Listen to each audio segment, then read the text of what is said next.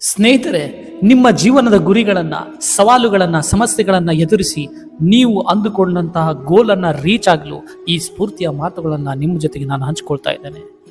ನೀವು ಏಕಾಂಗಿಯಾದರೂ ಪರವಾಗಿಲ್ಲ, ನೀವು ಅಸಹಾಯಕ ಪರಿಸ್ಥಿತಿಯಲ್ಲಿ ಇದ್ದರೂ ಕೂಡ ಪರವಾಗಿಲ್ಲ, ನೀವು ಬಯಸಿದ ಹಾಗೆ ನಿಮ್ಮ ಜೀವನದ ಪರಿಸ್ಥಿತಿಗಳು ಇರದಿದ್ದರೂ ಪರವಾಗಿಲ್ಲ, ನಿಮ್ಮವರು ಅಂದ್ಕೊಂಡಿರ್ತಿರಲ್ಲ ಅವರೆಲ್ಲ ನಿಮ್ಮನ್ನು ಬಿಟ್ಟು ಹೋದರೂ ಪರವಾಗಿಲ್ಲ, ನೀವು ಮಾತ್ರ ಯಾವುದಕ್ಕೂ ಚಿಂತಿಸಬೇಡಿರಿ, ನೀವು ಮಾತ್ರ ಯಾವುದಕ್ಕೂ ವ್ಯಥಪಡಬೇಡಿ, ನೀವು ಮಾತ್ರ ಜಗ್ಗದೆ ಕುಗ್ಗದೆ ಜೀವನದಲ್ಲಿ ಬರುವಂತಹ ಸಮಸ್ಯೆಗಳನ್ನು, ಚಾಲೆಂಜಸ್ಗಳನ್ನು ಎದುರಿಸ್ತಾ ಮುನ್ನುಗ್ತಾನೇ ಇರಿ. ನಿಮ್ಮ ಪರಿಸ್ಥಿತಿಗಳು ನಿಮ್ಮನ್ನು ಸೋಲಿಸಿರ್ಬೋದು, ನೀವು ಪರಿಸ್ಥಿತಿಯನ್ನೇ ಸೋಲಿಸಲು ಕೂಡ ರೆಡಿ ಆಗಬೇಕು.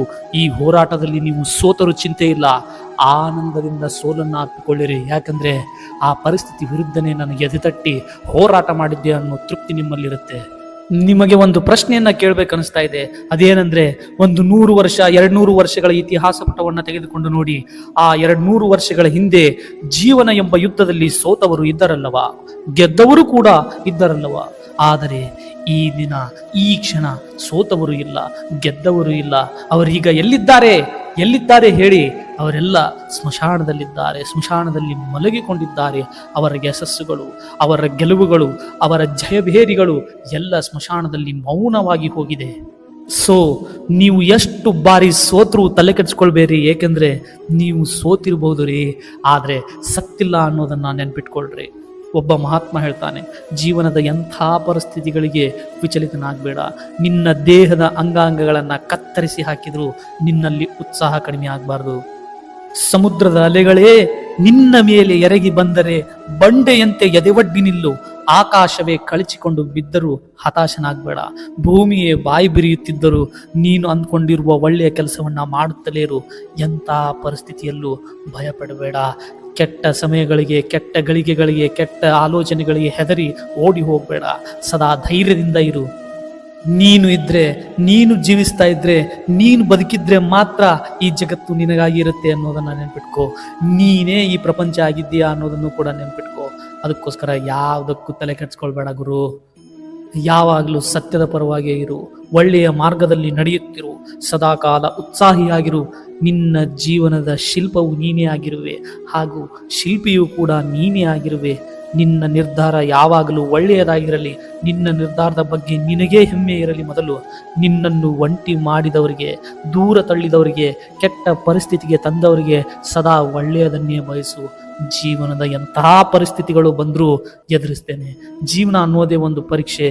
ಅದನ್ನು ಧೈರ್ಯದಿಂದ ಎದುರಿಸ್ತಾ ಪರೀಕ್ಷೆಯಲ್ಲಿ ಯಶಸ್ವಿ ಆಗುತ್ತೇನೆ ಅಂತ ನಿನ್ನನ್ನು ನೀನು ಧೈರ್ಯಗೊಳಿಸಿಕೋ.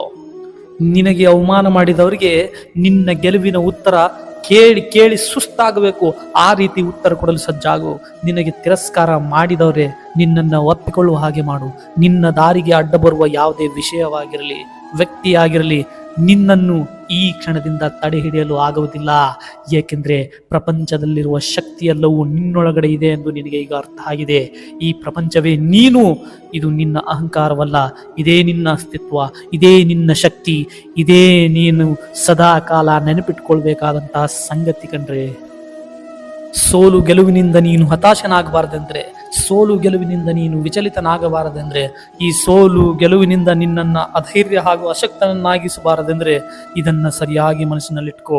ಇನ್ನೊಬ್ಬ ವ್ಯಕ್ತಿ ಸೋತರೂ ನೀನೇ ಸೋತಂತೆ, ಇನ್ನೊಬ್ಬ ವ್ಯಕ್ತಿ ಗೆದ್ದರೂ ನೀನೇ ಗೆದ್ದಂತೆ. ಸರ್ವರಲ್ಲಿಯೂ ನಿನ್ನನ್ನು ನೀನು ಕಾಣು. ಈ ಕ್ಷಣದಿಂದ ನಿನ್ನ ಶಕ್ತಿ ಸಾಮರ್ಥ್ಯವನ್ನ ವ್ಯರ್ಥ ಮಾಡುವುದಿಲ್ಲ, ವೇಸ್ಟ್ ಮಾಡುವುದಿಲ್ಲ ಅಂತ ಪ್ರಮಾಣ ಮಾಡು. ನಿನ್ನಿಂದ ಈ ಜಗತ್ತಿಗೆ, ಪ್ರಪಂಚಕ್ಕೆ, ಸಮಾಜಕ್ಕೆ ಎಷ್ಟು ಒಳ್ಳೆಯದಾಗುತ್ತೋ ಅಷ್ಟು ಮಾಡು. ನೀನು ಮೊದಲು ಚೆನ್ನಾಗಿರು, ನಿನ್ನ ಕುಟುಂಬವನ್ನು ಚೆನ್ನಾಗಿರಿಸಿಕೋ. ದೇಶದ ಉಜ್ವಲ ಭವಿಷ್ಯದಲ್ಲಿ ಪಾಲ್ಗೊಳ್ಳಲು ನೀನು ಕಂಡುಕೊಂಡ ಸತ್ಯದ ಮಾರ್ಗವನ್ನು ಪಾಲಿಸು. ನೀನು ಅಂದುಕೊಂಡಿದ್ದನ್ನೆಲ್ಲ ನೆರವೇರಿಸಲು, ಸಾಧಿಸಲು ಆಗದಿದ್ದರೂ ನಿನ್ನ ಪ್ರಯತ್ನವನ್ನು ನೀನು ಗೌರವಿಸು. ಪ್ರಯತ್ನಕ್ಕೆ ತಕ್ಕ ಫಲ ಸಿಕ್ಕರೂ ಅಷ್ಟೇ ಅಥವಾ ಸಿಗದಿದ್ದರೂ ಅಷ್ಟೇ, ನೀನು ಯಾವುದಕ್ಕೂ ಧೃತಿ ಕೆಡಬೇಡ, ಯಾವುದಕ್ಕೂ ದುಃಖ ಪಡಬೇಡ, ಯಾವುದಕ್ಕೂ ಕೊರಗುತ್ತಾ ಕೂರಬೇಡ. ಮತ್ತೆ ಜೀವನದಲ್ಲಿ ಎದುರಾಗುವ ಚಾಲೆಂಜಸ್ಗಳನ್ನು, ಸವಾಲುಗಳನ್ನು ಸ್ವೀಕರಿಸ್ತಾ ಬದುಕಿನ ಏಳು ಬೀಳಿನ ಆಟದ ಸವಿರುಚಿಯನ್ನು ಅನುಭವಿಸ್ತಾನೆ ಇರು.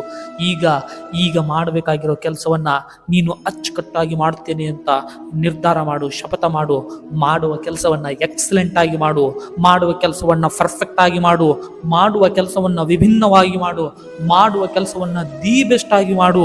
ಅತ್ಯುತ್ತಮ ಫಲಿತಾಂಶ ನೀಡುವ ಹಾಗೆ ಕೆಲಸ ಮಾಡ್ತೇನೆ ಅಂತ ಸದಾ ಕಾಲ ನಿನ್ನನ್ನು ಬದ್ಧನಾಗಿರಿಸು.